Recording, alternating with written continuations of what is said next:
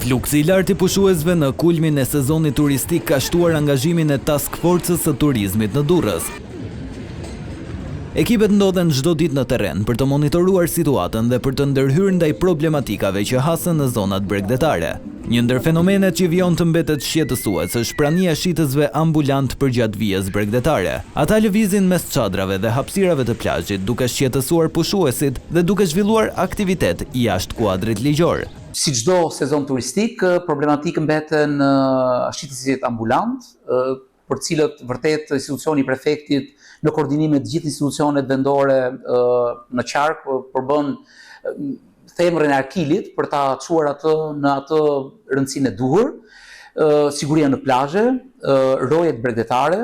Jemi gjithmonë në terren për të parë dhe për të kuptuar të gjithë ato situata apo ato problematika që ne mendojmë se duhen zgjidhur dhe duhen adresuar. Kontrollet janë të vazhdueshme dhe zhvillohen në bashkëpunim me institucionet përgjegjëse me qëllim identifikimin dhe zgjidhjen në kohë të çdo problematike.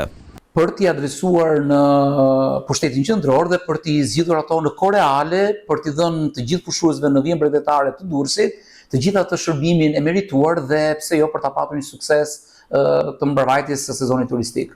Paralelisht me monitorimin në terren, kontrollet e përditshme ushtron edhe Autoriteti Kombëtar I Ushqimit. Inspektorët verifikojnë kushtet e tregëtimit, mënyrën e ruajtjes së produkteve dhe respektimin e standardeve të higjienës dhe sigurisë ushqimore në subjektet që ushtrojnë aktivitet përgjatë bregdetit.